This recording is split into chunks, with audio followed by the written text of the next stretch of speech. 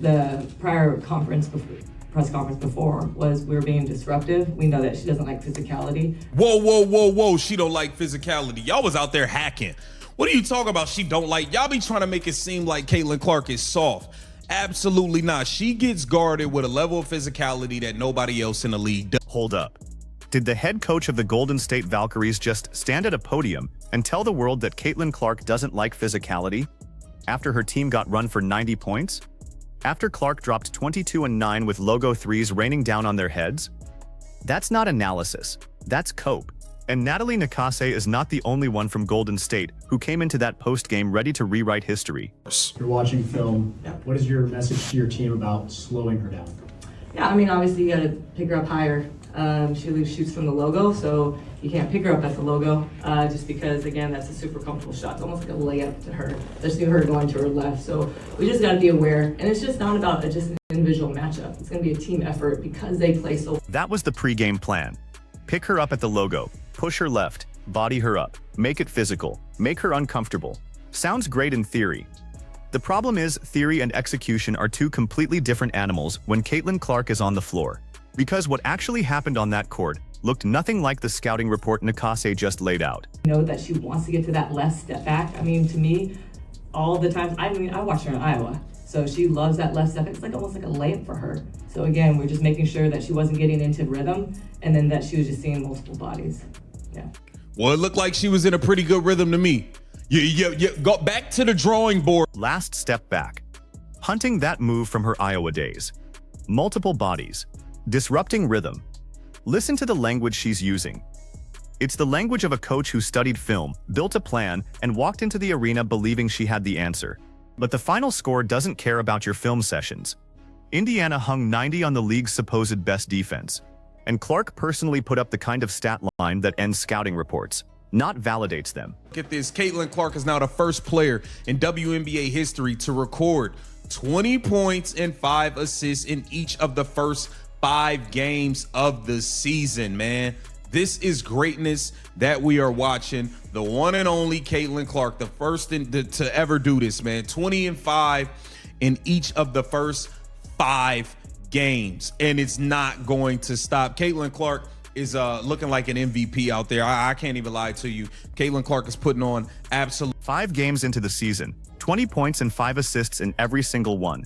Nobody in WNBA history has ever done that. Not Diana Taurasi, not Maya Moore, not Sue Bird, nobody. And remember the context here. This is a sophomore guard playing against defenses built specifically to stop her, facing physicality nobody else in the league deals with, and she's still rewriting the record book before Memorial Day weekend. That's the player Natalie Nakase just suggested doesn't handle physicality. What? Nope. We gotta get close. Caitlin, you had a career high tonight. What was working well for you tonight? Dang it. Oh, sorry. Good job. I feel like we did a good job just spacing the floor and attacking them off the dribble. Yeah, getting mismatches. Tip did a great job too of that. Tiffany Hayes can barely get the words out. Watch the body language at that podium. The pause, the half laugh, the deflection toward Janelle Salon. Because what do you actually say? You're the veteran on a defensive-minded expansion team that just got carved up. You spent the pregame yapping. You spent the game playing the villain. And now somebody's asking you to explain how the rookie phenom dropped a career high while you were on the floor. Just coming in focused from jump.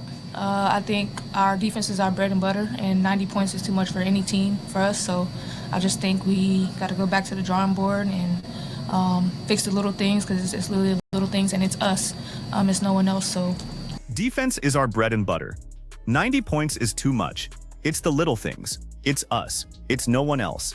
Stop. Rewind that. It's no one else. That is the most revealing sentence to come out of that post-game podium. Because Tiffany Hayes just told you, with a straight face, that Caitlin Clark hitting threes from the parking lot had nothing to do with what happened. The Valkyries beat themselves. Clark was incidental. That's the official Golden State narrative, and it doesn't survive 10 seconds of actual film review. Dominant performances. Her and Aaliyah Boston spoke about it. Yeah, just go out there and play, especially in a game like that where it's a little more intense. Yeah, it was definitely really physical too. And they're a really good team, and they're really good defensively, and we battled, and I thought we played really great defense, especially in the second half. And Thought we got off to a good start, then we kind of dropped a little bit, and then the second half was really, really good and kind of powered us through. I thought we played great one-on-one defense. That was kind of... Now contrast that with how a real competitor talks about a tough win. Aaliyah Boston, calm, measured, gives credit to the opponent's defense, talks about battling, talks about how physical it was.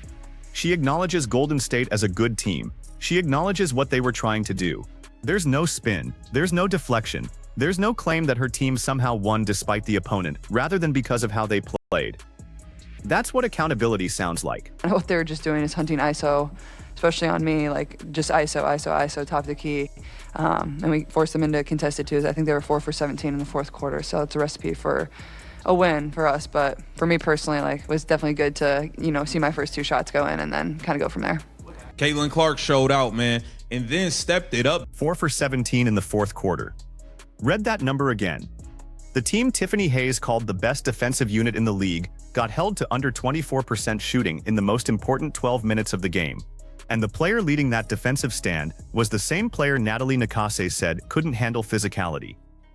Clark didn't just outscore them. She locked them down when it mattered. That's a complete two-way performance from a sophomore guard. Defensively in the fourth quarter, they was hunting Caitlin Clark, and she wasn't going for it. And then that chippy moment with Solana at halftime that led to the double text. I was just trying. Oh, did I get a technical? Oh, no way. Oh, it just makes sense for the refs tonight, so I'm not surprised. Wow, I could have got ejected. I should have been a little safer in the second half. Okay, well, guess I have some fines coming my way. And a flagrant. Wow. And then there's the moment with Solana at halftime. The double tech that didn't happen. Listen to how Clark handles it after the game. There's no chest puffing. There's no calling out the referee by name. There's no claiming victim status. She acknowledges she might owe a fine. She moves on. Compare that maturity to grown veterans standing at podiums, talking about how the rookie doesn't like contact. The role reversal is striking. Think of what she did tonight and just her ability to do that off the bench. Yeah, I think for Raven, her immediate impact, I think is great. I think defensively she picks up the ball pretty high and just tries to make it difficult on whoever's dribbling the ball. So I think that's definitely her impact tonight. And then obviously she was able to get downhill and knock down a big 3 for us in LA. So I think, she's just doing exactly what we need. So let's put all the pieces together. Because what happened in this game, and especially in these post-game press conferences, tells you something important about where this league is right now. Natalie Nakase came into this matchup with a real plan. Pick Clark up at the logo, push her left, bring physicality, use bodies in rotation. On paper, that's a reasonable scouting report. It's the same kind of plan defensive coordinators in the NBA used against Steph Curry early in his career. The difference is, Steph eventually broke those defenses, and Caitlin Clark is breaking them right now, in her second season. 22 points, 9 assists, logo threes, a career high for an opponent in the same building. A 4 for 17 fourth quarter for the defense Tiffany Hayes calls the league's best.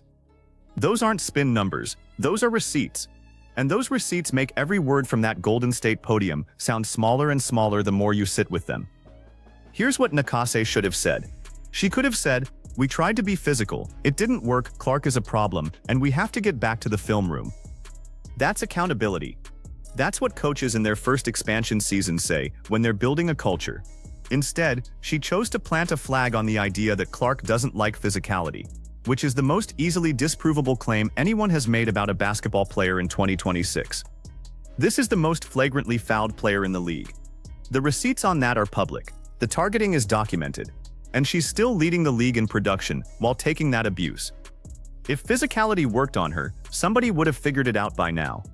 And here's what Tiffany Hayes should have said.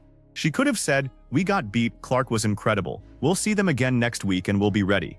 That's veteran accountability. Instead, she chose the most dismissive possible framing.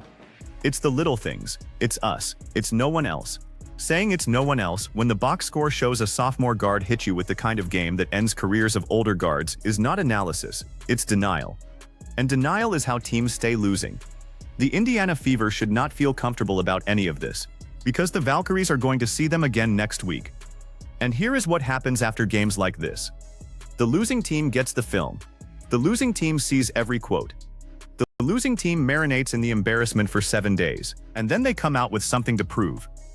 Raven Johnson played her role beautifully off the bench. Aaliyah Boston spoke with the maturity of a veteran. Clark put up another historic line and locked down the fourth quarter on top of it. This is a complete team performance. But complete team performances against the Valkyries are going to be required every single time these two play, because the Bay Area roster has the talent to win this matchup. They had the wrong plan and the wrong attitude this time. They will not make the same mistake twice. So the real question heading into the rematch is this: does Caitlin Clark do it again? Does she walk into that gym and drop another 20 and 10 on the team that just told the world she's soft? Or does Tiffany Hayes back up the talk and Natalie Nakase find a defensive wrinkle that actually works? Because one of two things is happening next week. Either the Valkyries take their medicine, make adjustments, and force Clark into a real grind, or Clark hears every word from that post-game podium and turns the rematch into a personal showcase. There is no in-between. Drop your prediction in the comments. Who wins the rematch, and by how much? Does Clark go for 30? Does Hayes keep yapping? And if you're enjoying this kind of breakdown, hit that like button, subscribe to the channel, and turn on notifications because the rematch coverage drops the second that game ends. This has been Keep the Vision. Catch you in the next one.